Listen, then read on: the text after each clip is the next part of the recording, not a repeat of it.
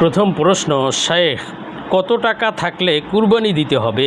দ্বিতীয় প্রশ্ন, নিজের সন্তানকে বাবা অথবা মা বলে ডাকা যাবে কি না? তৃতীয় প্রশ্ন, যে স্বপ্নগুলো দেখলে বুঝবো আমাদের ভাগ্য ভালো এমন স্বপ্ন সম্পর্কে দয়া করে জানাবেন। চতুর্থ প্রশ্ন, দুই সিজদার মাঝখানে পড়ার কি কোনো দোয়া আছে? থাকলে দোয়াটি জানতে চাই। পঞ্চম প্রশ্ন, ফরজ নামাজের শেষের 2 রাকাতে সূরা মিলিয়ে ফেললে করণীয় কি? নামাজ হবে? আসসালামু আলাইকুম ওয়া রাহমাতুল্লাহি ওয়া বারাকাতুহু। আলহামদুলিল্লাহি রাব্বিল আলামিন ওয়াসসালাতু ওয়াসসালামু আলা সাইয়্যিদিল মুরসালিন। প্রিয় দর্শক, অত্যন্ত অনেক গুরুত্বপূর্ণ প্রশ্ন আপনারা আমাদের কাছে করেছেন। আজকের এই ভিডিওতে তন্মধ্য থেকে উল্লিখিত নির্বাচিত গুরুত্বপূর্ণ 5টি প্রশ্নের জবাব নিয়ে বিস্তারিত আলোচনা করব ইনশাআল্লাহ। সুতরাং মনোযোগ সহকারে ভিডিওটি শেষ পর্যন্ত দেখবেন।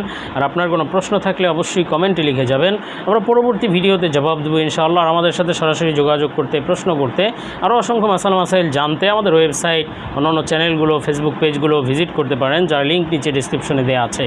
তো প্রিয় দর্শক, কথা না বাড়িয়ে আমরা প্রশ্নের জবাবে চলে যাই।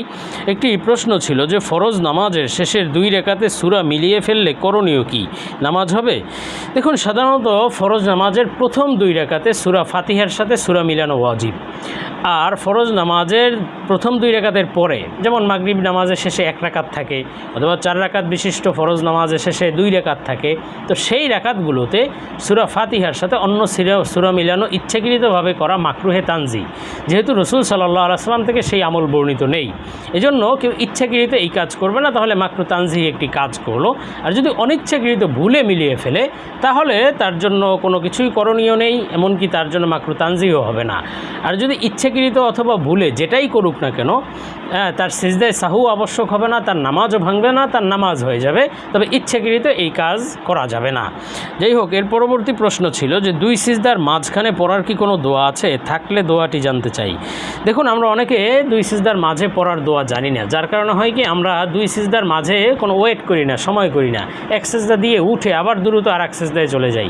অথচ একটি দোয়া রয়েছে, সেই দোয়াটি পড়ে তারপরে সেই আমলটি করা চাই, রাসূল সাল্লাল্লাহু আলাইহি ওয়াসাল্লাম থেকে বর্ণিত আছে। দোয়াটি মুখস্থ করে আমরা সবাই এই আমল করব। দোয়াটি হলো আল্লাহুম্মা গফিরলি ওয়ারহামনি ওয়ারযুকনি ওয়াআফিনি ওয়াহদিনি ওয়াজবু। এই দোয়াটি আমরা যদি পড়ি তাহলে ইনশাআল্লাহ আমাদের এই সুন্নাত আমলটি হয়ে যাবে ইনশাআল্লাহ। তো যাই হোক, এর পরবর্তী প্রশ্নে চলে যাব। প্রশ্ন ছিল, নিজের সন্তানকে বাবা অথবা মা বলে ডাকা যাবে কিনা? দেখুন, নিজের সন্তানকে স্নেহবশত বাবা অথবা মা, ছেলেকে আব্বু, মেয়েকে আম্মু বলে ডাকা জায়েজ রয়েছে, এতে কোনো গুনাহ নেই। তবে একটি হাদিসের মধ্যে আছে যে রাসূল সাল্লাল্লাহু আলাইহি ওয়াসাল্লাম বলেছেন, যে ব্যক্তি তার পিতা নয়, বাবা নয়, তাকে যদি বাবা বলা হয় তাহলে সে জাহান্নামে যাবে, বা সে নিজের অবস্থান জাহান্নামে করে নিল। এই কথাটা প্রযোজ্য হলো ওই ক্ষেত্রে জন্মদাতা পিতা হিসেবে যদি কেউ দাবি করে, আসলে সে জন্মদাতা পিতা নয় তার, কিন্তু সে দাবি করলো সে আমার জন্মদাতা পিতা। এমন দাবি করা এটা অবশ্যই গুনাহের কাজ। কিন্তু সাধারণ অবস্থায় পালক পিতাকে যদি আব্বু, পালক মাতাকে আম্মু ডাকা, অথবা নিজের সন্তানকে স্নেহ হিসেবে ছেলেকে আব্বু, মেয়েকে আম্মু ডাকা গুনাহ নয় বা নাজায়েজ নয়। সেই হাদিসের ভিত্তিতে এতে কোনো গুনাহ হবে না, বরং স্নেহবশত এই আমল বা এই কাজ আমাদের দেশে প্রচলিত রয়েছে, এটা জায়েজ। এরপরে প্রশ্ন ছিল, যে স্বপ্নগুলো দেখলে বুঝবো আমাদের ভাগ্য ভালো এমন স্বপ্ন সম্পর্কে দয়া করে জানাবেন। দেখুন, আল্লাহ সুবহানাহু ওয়া তাআলা বান্দাকে মহব্বত করে ভালোবেসে অনেক সময় অনেক স্বপ্ন দেখান। স্বপ্নের মাধ্যমে কখনো সুসংবাদ দেন, আবার কখনো স্বপ্নের মাধ্যমে সতর্কবার্তা দিয়ে থাকেন। তো আজকে প্রশ্নের ভিত্তিতে এমন কিছু স্বপ্ন সম্পর্কে আমরা আলোচনা করতে যাচ্ছি, যেগুলো দেখলে বুঝতে হবে যে আল্লাহ তাআলা আমাদেরকে সৌভাগ্য দান করবেন বা আমাদের ভাগ্য ভালো, শীঘ্রই ভালো কিছু ঘটবে। তেমন কিছু স্বপ্ন সম্পর্কে আমরা আলোচনা করব আল্লামা ইমাম মুহাম্মদ ইবনে সিরিন রহমতুল্লাহ আলাইহির সুবিখ্যাত স্বপ্নের ব্যাখ্যার কিতাব তাবিরুর রুইয়া থেকে। তো হযরত মুহাম্মদ ইবনে সিরিন রহমতুল্লাহ আলাইহি বলেছেন, স্বপ্নে যদি কেউ গোলাপ ফুলের চারা দেখে, অথবা গোলাপের কলি দেখে, অথবা গোলাপ ফুল দেখে, তাহলে এটি ভাগ্য ভালো হওয়ার আলামত বা সৌভাগ্যের আলামত। বুঝতে হবে শীঘ্রই ভালো কিছু ঘটবে, শুভ লক্ষণ এটি একটি। আর যদি নিজের কাছে অনেক বেশি চারা দেখে, অথবা গোলাপ ফুলের অনেক বেশি কলি ফুল দেখে, বুঝতে হবে সে প্রচুর অর্থ সম্পদ নিয়ামত লাভ করবে। আল্লাহ তাআলা শুধু ধন সম্পদই তাকে দেবেন না, বিভিন্ন নিয়ামত তাকে দান করবেন ইনশাআল্লাহ। আর স্বপ্নে যদি কোনো ব্যক্তি গোলাপ ফুলের স্তূপ দেখে, যে অনেক জায়গায় অনেক গোলাপ ফুল দেখলো এক জায়গায়, তাহলে বুঝতে হবে যে আল্লাহ তাআলা প্রচুর অর্থ সম্পদ, সেই ফুল যত বেশি দেখেছে তত অর্থ সম্পদ এবং নিয়ামত দিবেন। আর ইমাম জাফর সাদেক রহমতুল্লাহ আলাইহি বলেছেন যে গোলাপ ফুলের চারা স্বপ্নে দেখার সাধারণত 5টি ব্যাখ্যা হয়। গুরুত্বপূর্ণ কিছু ব্যাখ্যা হলো, আল্লাহ তাআলা তাকে হালাল রুজি রোজগার দান করবেন, আয় ইনকাম হালালভাবে করতে পারবে। একটি ব্যাখ্যা হলো তাকে আল্লাহ আল্লাহ তাআলা সন্তান দান করবেন, এটি একটি সন্তান লাভের আলামত।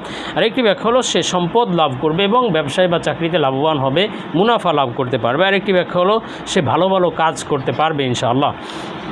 আর স্বপ্নে যদি কেউ নিজে গোঁফ বা মোচ কাটতে দেখে, যে তার মোচ হয়েছে সে মোচ কাটছে, এমন স্বপ্ন দেখাও এটি ভাগ্য ভালো হওয়ার বা শুভ লক্ষণ, এটি সৌভাগ্যের একটি আলামত। বুঝতে হবে যে আল্লাহ তাআলা তাকে শীঘ্রই ভালো কিছু দান করবেন, এমনকি তার শত্রু তাকে কোনো ক্ষতি করবে না, ক্ষতি করতে পারবে না, সকল ক্ষতি থেকে আল্লাহ তাআলা তাকে বাঁচিয়ে দিবেন। আর স্বপ্নে যদি কেউ নিজের গোঁফ ছোট ছোট দেখে, যে ছোট ছোট তার মোচ আছে, এমন স্বপ্ন দেখলেও এটিও ভাগ্য ভালো হওয়ার আলামত। বুঝতে হবে ইজ্জত সম্মান আল্লাহ তাআলা তাকে দান করবেন, মান মর্যাদা বাড়িয়ে দেবেন, সাথে সাথে শীঘ্রই তার মনের আশাও পূরণ হবে ইনশাআল্লাহ। আর স্বপ্নে যদি কেউ গর্ভ ধারণ করতে দেখে, যে নিজে গর্ভবতীর মতো তার পেট হয়ে গিয়েছে, এমন স্বপ্ন দেখলেও অর্থ সম্পদ লাভের আলামত এবং তার ভাগ্য ভালো সৌভাগ্যের আলামত। বুঝতে হবে সে কোনো না কোনোভাবে উপকৃত হতে পারবে। হ্যাঁ, আর যদি স্বপ্নে কেউ দেখে যে কোনো নাবালেগ বাচ্চা অথবা ছোট বাচ্চার পেট বড় হয়ে গিয়েছে বা গর্ভবতীর মতো হয়ে গিয়েছে, তাহলে বুঝতে হবে যে তার অভিভাবকরা সম্পদশালী হবে এবং লাভবান হতে পারবে, প্রশংসা লাভ করবে, মানুষ তাদের প্রশংসা করবে ইনশাআল্লাহ। তো যাই হোক, আমরা এর পরবর্তী প্রশ্নে চলে যাই। প্রশ্ন ছিল যে শেখ কত টাকা থাকলে কুরবানি দিতে হবে? দেখুন, কুরবানির নিসাব হলো 7.5 তোলা স্বর্ণ অথবা 52.5 তোলা রূপা যদি কারো কাছে থাকে, তার উপর কোরবানি ওয়াজিব, অথবা 52.5 তোলা রূপার মূল্যমানের সম্পদ যদি কারো কাছে থাকে, তাহলে তার উপরও কোরবানি ওয়াজিব। এটি হলো তার সংসারের যেই খরচ আছে সেই খরচ বাদ দিয়ে অবশিষ্ট যদি এই পরিমাণ টাকা থাকে। এখন আপনাকে খোঁজ দিতে হবে কুরবানির 3 দিনের মধ্যে রূপার ভরি কত টাকা চলে, বাজার দর হিসেবে কত টাকা। সাধারণত আমাদের দেশে 1000 টাকার আশেপাশে রূপার যে 18 ক্যারেটের যে ভরিটা আছে এবং সনাতন পদ্ধতির যে ভরি, সেটি সাধারণত 1000 টাকার আশেপাশে থাকে, কখনো কম বেশি। সেই হিসেবে আপনার কুরবানি ওয়াজিব হবে 50,000 টাকা বা তার আশেপাশে কম বেশি কিছু টাকা থাকলে আপনার উপর কুরবানি ওয়াজিব হয়ে যাবে। আপনি হিসাব করে তখন আপনার কুরবানি দিতে হবে। আল্লাহ তাআলা আমাদেরকে বিষয়গুলো বুঝার এবং আমল করার তৌফিক দিন। আল্লাহুম্মা আমিন।